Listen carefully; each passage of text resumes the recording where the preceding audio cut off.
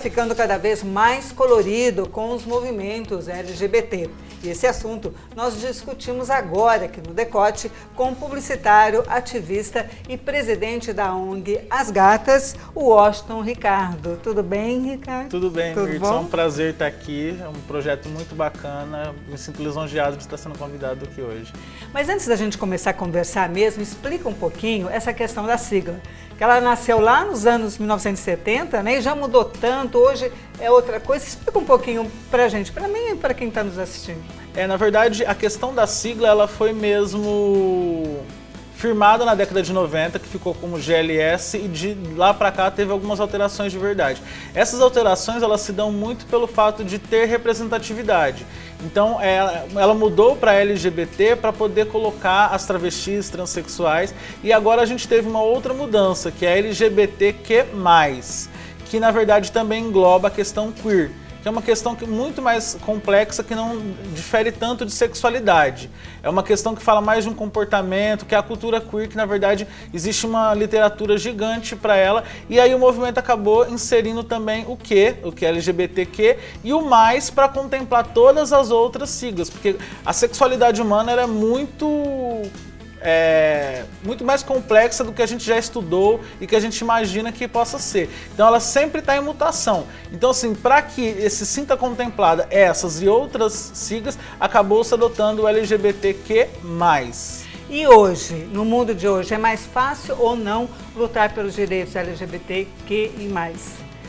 Sim, é uma questão que eu sempre falo, que é questão politicamente falando, a gente acaba não tendo tantos avanços. Então a gente tem, por exemplo, a questão da pauta da criminalização da homofobia, da LGBTfobia, ela ficou 30 anos parada, está 30 anos parada no Congresso. Então todas as vezes que qualquer deputado tenta avançar essa pauta, colocar essa pauta em votação, a gente sempre tem uma bancada muito forte que acaba barrando isso. Então, politicamente, a gente não tem tanto avanço. A gente teve um avanço recente agora, que foi o STF, que ele equiparou o crime de racismo à LGBTfobia, através de duas ações que foram protocoladas pelo PPS e também pela Apo-LGBT. Isso você considera um avanço aqui no Brasil? É um avanço muito significativo porque assim, a gente tem dados hoje de pessoas que morrem todos os dias pela questão da sexualidade. E é muito importante que isso se torne como um agravante. Assim como tem a questão da lei da Maria da Penha, é muito importante também que da mesma forma que um homem que pratique feminicídio, ele tenha uma punição mais severa, é possível e é importante também que essas pessoas que praticam crimes de ódio contra a população LGBTQ+, que elas também sejam punidas mais severamente. E é muito importante dizer que essa equiparação, na verdade, ela é só até que o Congresso se manifeste. Então ela é muito mais que um cutuque do STF para que fale para os deputados e senadores: olha, vocês precisam legislar sobre essa questão, porque é uma questão muito importante. Agora, como que vocês vão acompanhar agora, né, essa situação no Congresso? Então, a gente teve recentemente um avanço que foi da própria bancada evangélica, que trouxe à tona a questão de colocar uma lei que criminalize a LGBTfobia. Então todo mundo ficou assim: olha, a bancada evangélica está fazendo isso. Mas a gente percebe muito que é um jogo político, porque eles querem, ao mesmo tempo que criminalizar a homofobia, legitimar o discurso de ódio dentro dos espaços. Então assim, a gente precisa chegar no meio termo. E o movimento, ele vai sim estar ativamente trabalhando com o Congresso, com as forças políticas, para que seja votada uma lei que garanta a seguridade dessas pessoas e que também acaba não lesando ninguém, porque a intenção do movimento não é lesar, não é impedir que ninguém se manifeste, é que se respeite. Então assim, como o próprio Alexandre de Moraes falou, existe hoje no Brasil uma lei que defende os menores de idade, uma lei que defende os idosos, uma lei que defende as mulheres, uma lei que defende os negros e, por que não, uma lei que defende a população LGBT, que já é comprovadamente vítima de violência todos os dias no nosso país.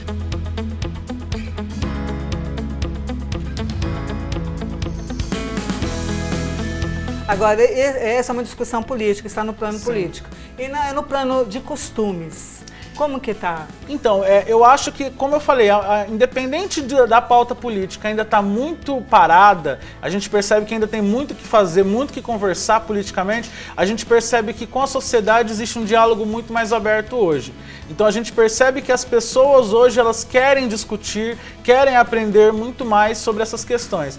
Claro que sempre vai existir uma parcela da população que é mais conservadora, que gosta mais dos costumes como aprenderam e que não quer aprender uma outra coisa.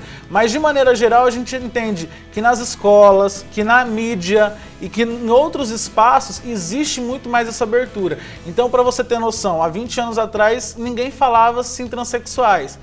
Quando a Roberta Close surgiu, foi um assunto que era quase como uma atração, todo mundo queria saber o que era, e hoje não, hoje você percebe que o Fantástico discute isso, Amor e Sexo e tantos outros programas, e também existe uma discussão muito forte na academia.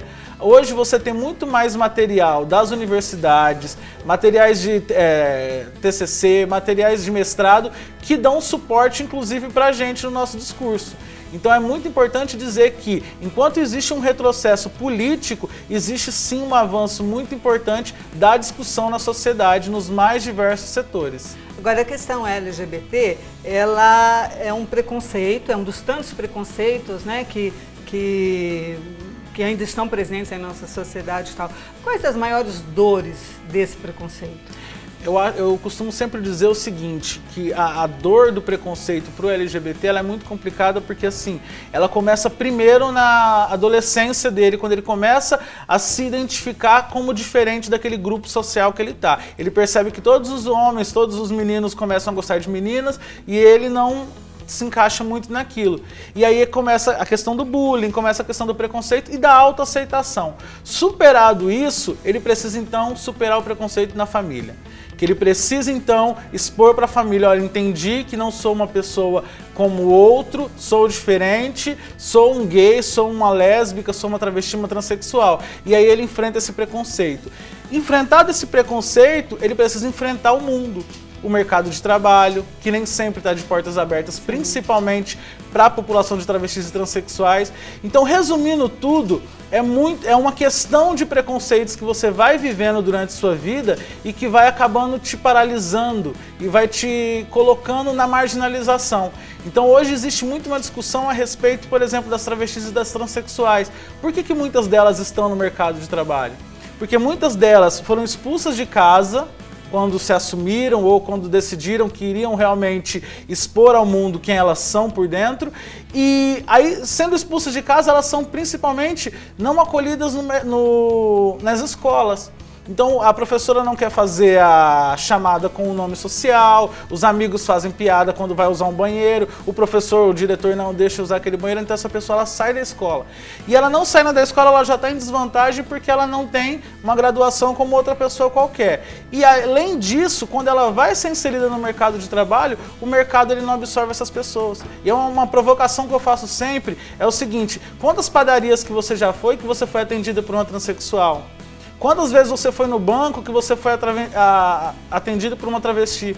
Então, se você for perceber, a invisibilização dessa população, ela acontece todos os dias nos nossos olhos.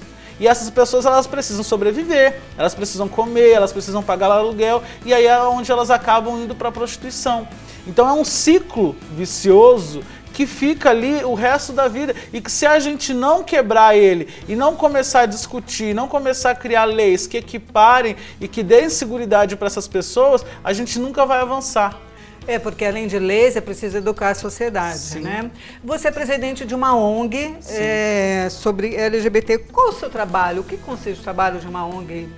Então, a ONG ela surgiu, na verdade, para trabalhar primeiramente com travestis e transexuais. A Agatha Lima foi a fundadora dela em 2009 e ela nasceu principalmente nesse objetivo de quê? Dar um suporte para essas pessoas, dar um suporte no mercado de trabalho, suporte psicológico, suporte jurídico e também acompanhamento de casos de violência. Com o passar do tempo, a gente foi absorvendo também a luta da LGBT de uma maneira geral. Então aí a gente começou a trabalhar com todas as siglas e começou a fazer esse trabalho com todas as pessoas.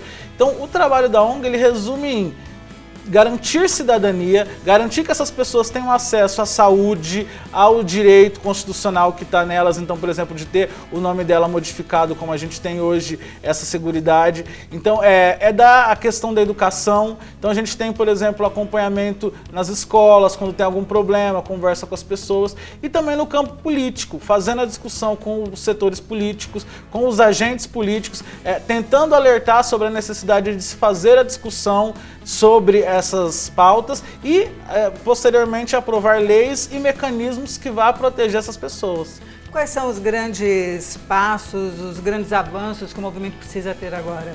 Eu acho que o primeiro grande avanço que o movimento precisa ter agora é se firmar uma lei que realmente criminalize a LGBTfobia no Congresso. Porque existe muito agora um questionamento de que o STF está legislando, o STF não podia tomar essa decisão. Então eu acho que para sanar esse problema é hora realmente do Congresso ele assumir essa responsabilidade. E uma coisa muito importante que eu falo daqui para frente é o seguinte: toda a luta LGBT e todos os avanços que a gente tem é baseado em muita luta e principalmente do terceiro setor. Então o terceiro setor acaba fazendo todo o trabalho que o governo não faz, que a família não faz. Então a família abandona e é a ONG que vai lá e acolhe. Então eu acho que o primeiro grande passo que a gente tem que fazer depois da criminalização da homofobia é juntar toda a sociedade, juntar instituições políticas, juntar a família, juntar a escola, juntar esses indivíduos e tentar fazer esse intercâmbio e dizer, se não tiver todo mundo trabalhando, fazendo a sua parte, a gente vai continuar com problemas.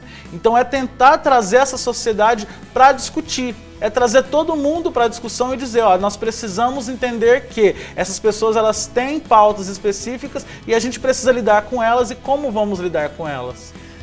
Washington, muito obrigada por sua conversa aqui no Decote. Sorte para vocês, claro, porque a sorte de vocês também é de toda a sociedade que cresce como um todo. E para vocês que acompanham o Decote, não percam os próximos programas, curta as nossas páginas, o nosso canal no YouTube e até a próxima.